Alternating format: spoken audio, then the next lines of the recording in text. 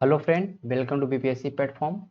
आज के हम इस वीडियो में बात करने वाले हैं फंडामेंटल एक्ट में आर्टिकल 32, 33, 34 और 35 का। और साथ ही साथ हम देखेंगे 5 रीट्स जो आर्टिकल 32 के अकॉर्डिंग जारी किया जाता है। और ये फंडामेंटल राइट्स का सबसे लास्ट वीडियो है। तो आज हमने फंडामेंटल राइट्स के इस चैप्टर को हमने समाप्त कर दिया है इस वीडियो के अंतर्गत। और फिर जो नेक्स्ट चैप्टर आएगा हमारा वो आएगा DPSP, directive principle of state policy, जिसमें हम देखेंगे आर्टिकल 36 से 51 तक। ठीक है, तो ये हमारा ज़्यादा बड़ा चैप्टर नहीं है। ये हमारा आर्टिकल 32, 33, 34, बस इसमें 4 आर्टिकल्स को देखना है और चीज़ों को समझना है। इसमें जो महत्वपूर्ण जहाँ सवाल आ सकते हैं वो है आर्टिकल 32 के अंदर जो 5 रीट्स जारी किया जाता है सुप्रीम कोर्ट के द्वारा। आर्टिकल 32 के अंदर वो चीज़ों को हम देखेंगे। तो आर्टिकल 32 क्या कहता है? ये बोलता है कॉन्स्टिट्यूशनल रिमेडीज। ठीक है, क्या लिखा हुआ है यहाँ पे आप समझ सकते हैं। यहाँ बोलता है ये कॉन्स्टिट्यूशनल रिमेडीज की बात करता है। ठीक है,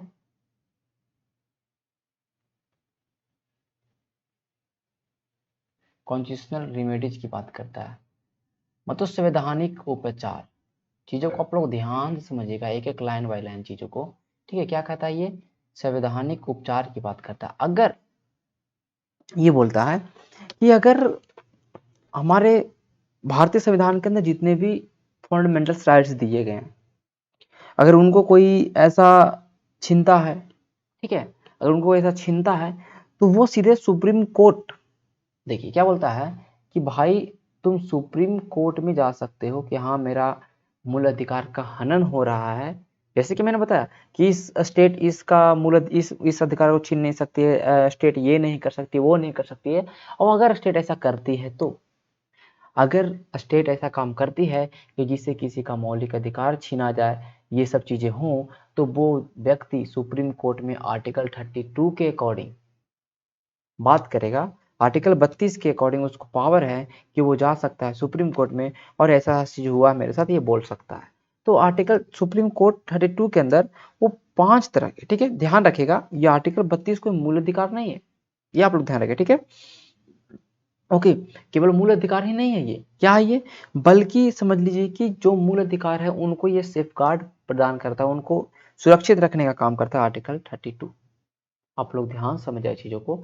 अब आप लोग को ऐसा लग रहा हो कि हमने आर्टिकल 31 को क्यों नहीं बताया, क्योंकि आर्टिकल 31 को डिलीट किया गया, मतलब उसको हटा दिया गया था, क्योंकि आर्टिकल 31 में था संपत्ति का अधिकार। क्या था? संपत्ति का अधिकार। तो आर्टिकल 31 में था संपत्ति का अधिकार, जिसको हमने 44 अमेंडमेंट 1978 के द्वारा हमने उस आर्टिकल को हटा दिया। ठीक है, आप लोग चीज़ों को समझ रहे होंगे।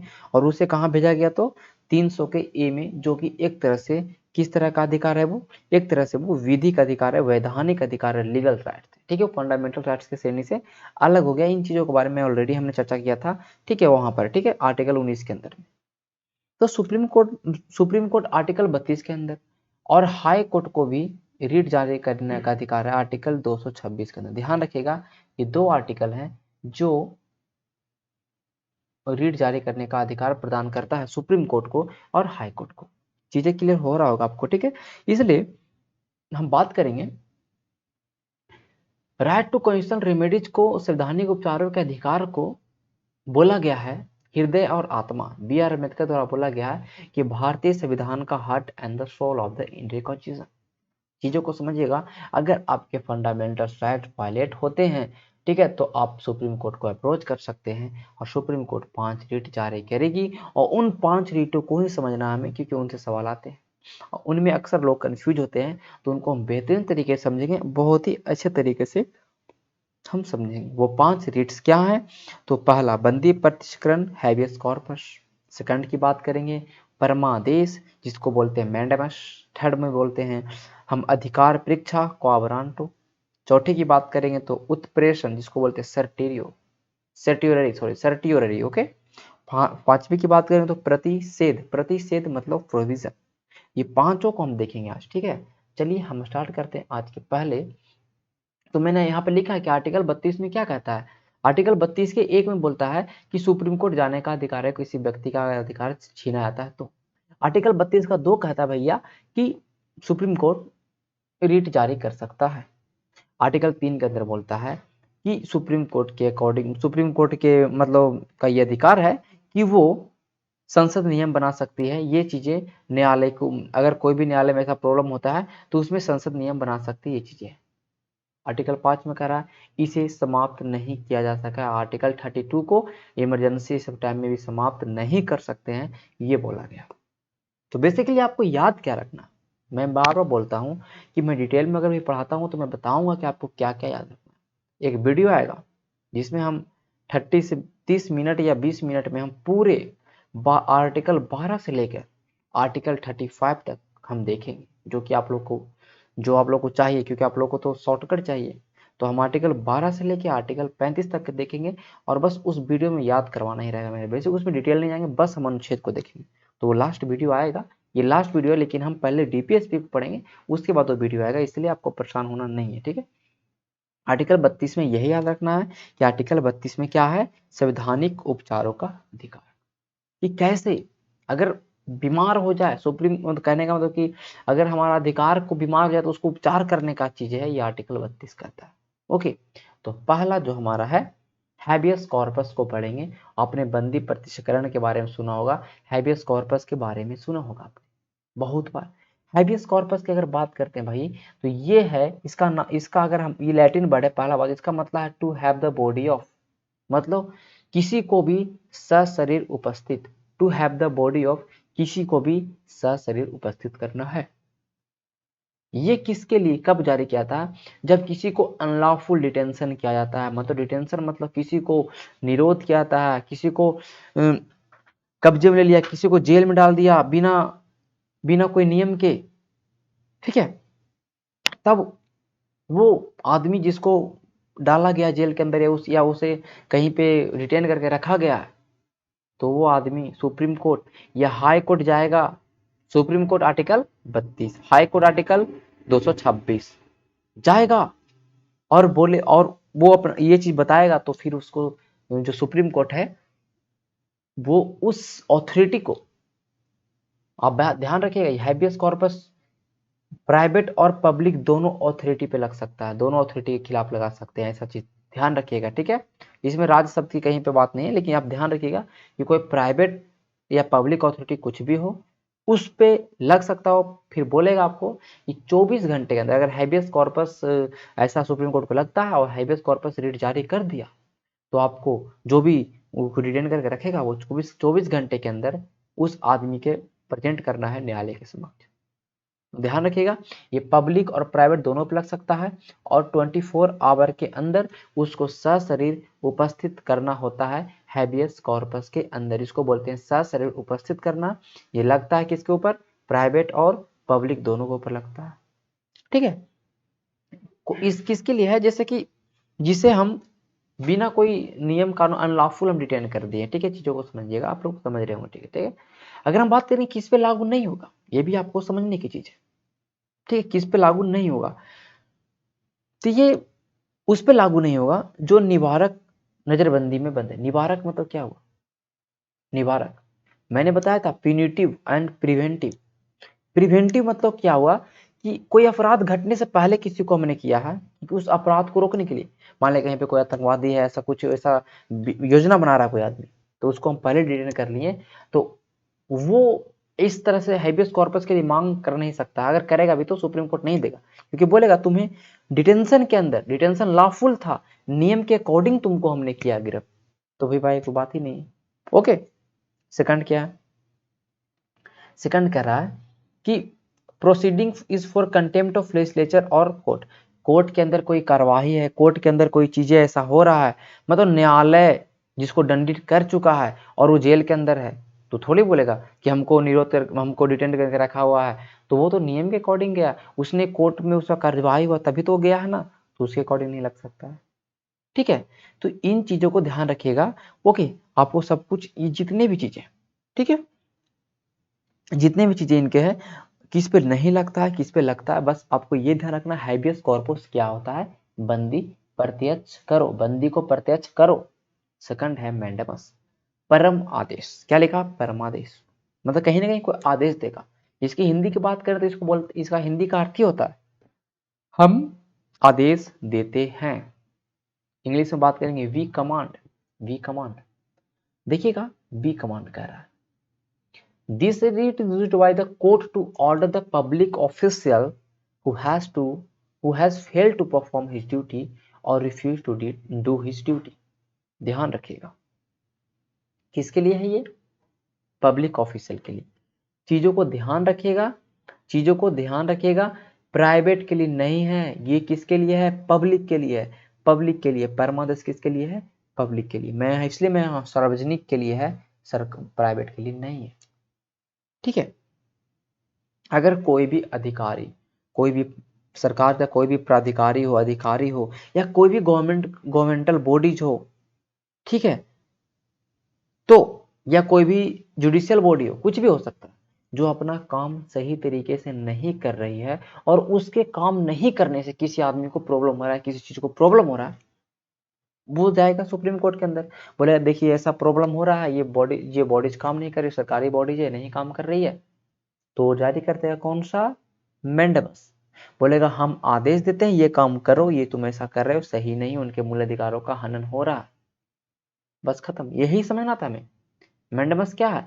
मेंडेमस सरकारी प्राधिकारियों के ऊपर, सरकारी अधिकारियों के ऊपर, कोई गवर्नमेंट बॉडीज हैं, ठीक है, कोई गवर्नमेंट बॉडीज हैं, कोई न्यायिक निकाय है, उसके पे लगता है जब वो अपने अपने लोक कर्तव्य या कानूनी दायित्व का पालन नहीं करते हैं, तब उसके ऊपर लगता है मेंडेमस। चीजों को पहले ध्यान से सुनिए, ये आपको पीडीएफ मिल जाएगा, आपको लिखना नहीं इसमें, ठीक है, ओके। अब इसमें किसके ऊपर नहीं लगता है ये भी चीज आपको समझना। पहला बात कि प्राइवेट पे नहीं लगेगा, तो मैंने अभी जस्ट बताया कि प्राइवेट पे नहीं लगेगा, ठीक है। सेकंड में राष्ट्रपति और राज्यपाल के ऊपर कभी नहीं लगता, ध्यान रखिएगा, राष्ट्रपति और राज्यपाल के ऊपर हम रीट को नहीं रख सकते, रीट को जारी नहीं कर सकते हैं, ठीक है। आपको पता है कि राष्ट्रपति सबको स्पेशल कुछ प्रिविलेज मिला हुआ है, ठीक है। जब ये राष्ट्रपति अपने ऑफिस, मतलब कहने का मतलब ऑफिस को होल्ड किया रहता है, मतलब जब वो गद्दी मतलब सीट पे बैठा है, मतलब कहने का मतलब जब वो राष्ट्रपति बना हुआ है तो उसके ऊपर मुकदमा भी नहीं चलता, आपको पता होगा, ठीक है। तो राष्ट्रपति राज्यपाल के विरुद्ध ये चीज नहीं जारी कर सकते हैं, ठीक है। अगर कोई काम जरूरी नहीं हो, वो महत्वपूर्ण नहीं हो, मतलब एकदम जरूरी नहीं हो, और उसके लिए कोई सरकारी कर्मचारी के ऊपर हम ब्लेम करते हैं, तभी भी नहीं लगेगा। जो जरूरी है था ही नहीं, कोई उसका मतलब ही नहीं है, तो हम क्यों करेंगे? क्यों सुप्रीम कोर्ट जारी करेगा रिट मैंडेमस? ओके। और chief justice of high court, मतलब जो भी हाई कोर्ट के चीफ जस्टिस होंगे, उसके विरुद्ध आप नहीं लगा सकते हैं। चीजों को आप लोग समझेंगे, राष्ट्रपति, राज्यपाल, चीफ जस्टिस के विरुद्ध नहीं लगा सकते हैं, ओके। और कोई भी जो काम मैंडेटरी ना हो उसके अकॉर्डिंग आप उस पे नहीं मैंडेमस लगा सकते हैं, नहीं, ठीक है।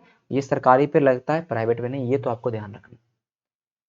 नेक्स्ट चलते हैं प्रोहिबिशन, मतलब प्रतिषेध। तो अब यही लिखा हुआ प्रतिषेध, मना कर देना। क्या कर देना? मना कर देना।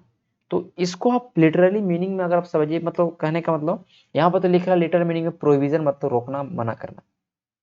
अगर हम लोग अपनी लैंग्वेज में समझेंगे तो बात यह है कि कोई भी, जब भी कोई भी न्यायालय, नीचे वाला न्यायालय की हम बात कर रहे हैं, अपना पांव फैलाएगा ज्यादा, जितना उसका एरिया नहीं है, जितना उसका जुरिडिक्शन नहीं है, उससे ज्यादा में अगर काम करता है, तो हाई कोर्ट बोलेगा बाबू बहुत ज्यादा तुम उड़ रहे हो, मना करता है, उसको मना करता, नहीं उड़ो, अपने हद में रहो।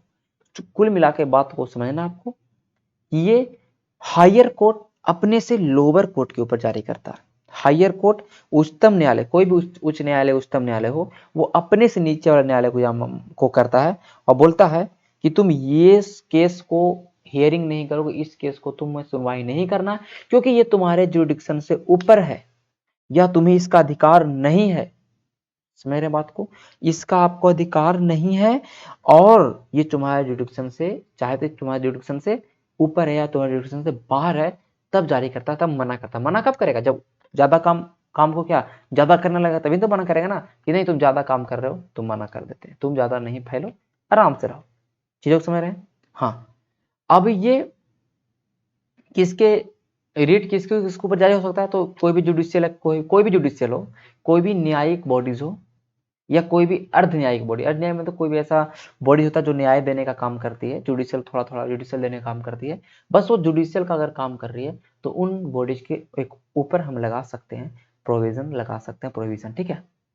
किसके ऊपर नहीं लगेगा, तो ध्यान रखिएगा, कोई भी ऑथोरिटीज है जो प्रशासनिक ऑथोरिटीज है, प्रशासनिक ऑथोरिटी है, कोई भी लेजिस्लेटिव बॉडीज हैं, ठीक है, कोई भी प्राइवेट इंडिविजुअल हैं, इसके ऊपर नहीं लगा सकते। तो आपको 3 ध्यान रखना, कोई भी प्रशासनिक निकाय है, कोई भी विधायिका है, ठीक है, कोई भी निजी निजी लोग या निजी निकाय है, उसके ऊपर आप नहीं लगा सकते हैं।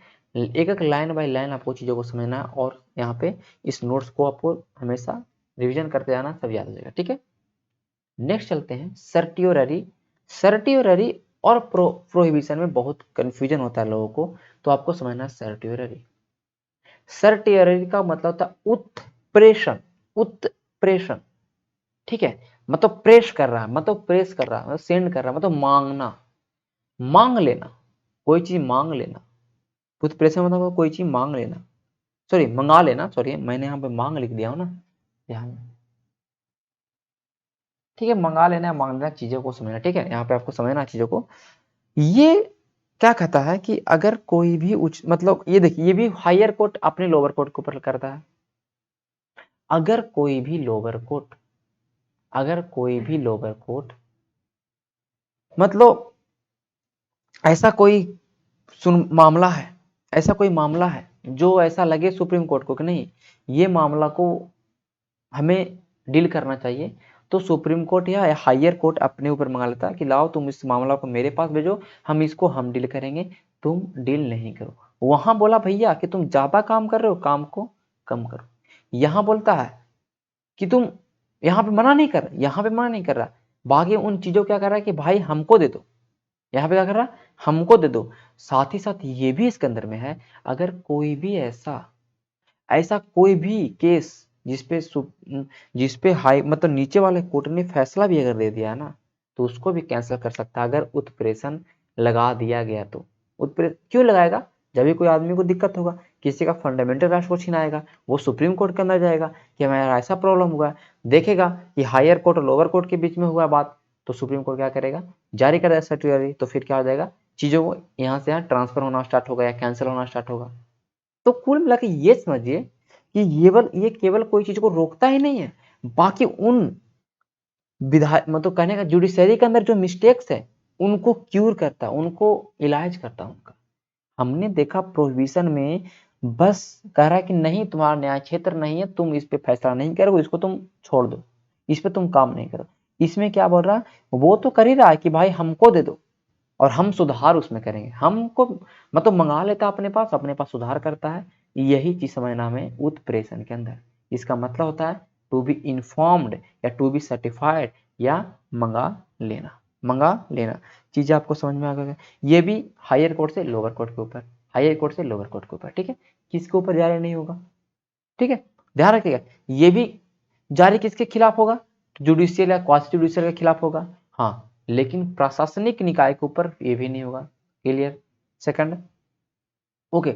हाँ, अगर प्रशासनिक निकाय के ऊपर होगा कब, जब किसी भी एक खास पर्सन का राइट्स को प्रॉब्लम पहुंचाया, अफेक्ट करे, तब उस अथॉरिटी के ऊपर लग सकता है कि हाँ ये प्रशासनिक निकाय है, ये ऐसा काम कर रहा है, तब ये लगा सकते हैं उत्प्रेषण वाला। चीजों को आप लोग समझना है, ठीक है, ध्यान से रखिएगा, ठीक है, ओके।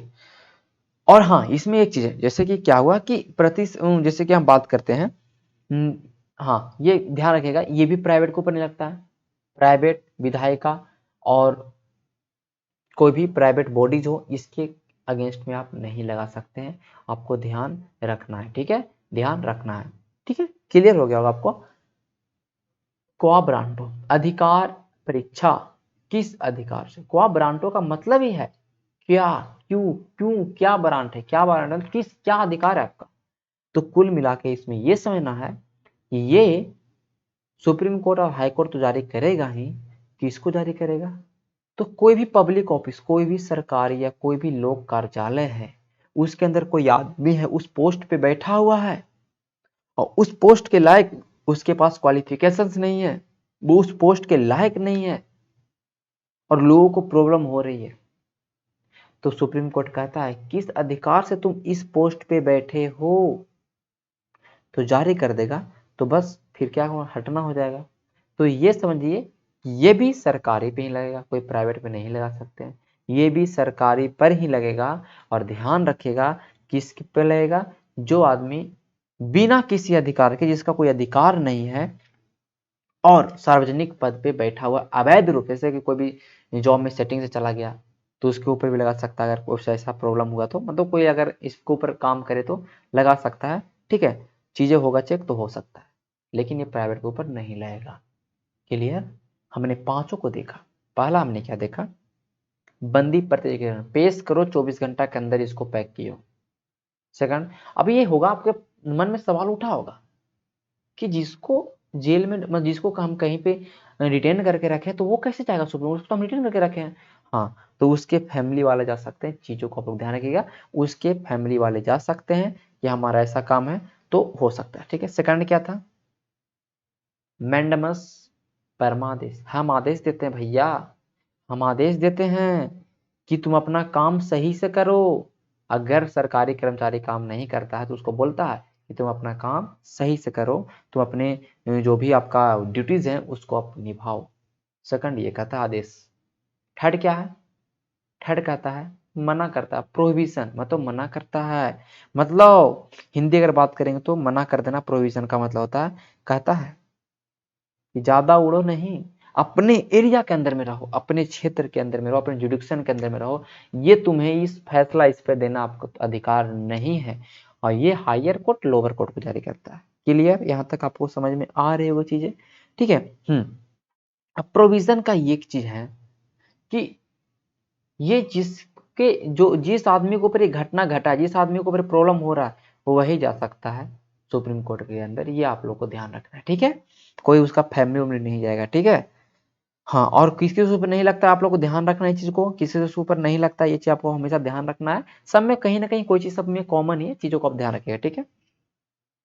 फिर था एक हमारा अधिकार परीक्षा, किस अधिकार से तुम इस सीट पे बैठे हो, इस पोस्ट पे बैठे हो, यही होता है अधिकार परीक्षा। क्वा ब्रांटो, क्यों क्यों बैठे हो, क्वा ब्रांटो। आपको पांचों रीट क्लियर हो गए होंगे मुझे लगता है। अब हम चलेंगे आर्टिकल 33। आर्टिकल 33 क्या कहता है, आर्टिकल 33 को हम शॉर्ट तरीके से समझेंगे, एकदम शॉर्ट तरीके से। मैंने यहाँ पर इतना डाला है क्योंकि आपका पीडीएफ रहेगा तो आप इस चीज को रिवीजन करिएगा। बस आर्टिकल 33 ये कहता है कि जो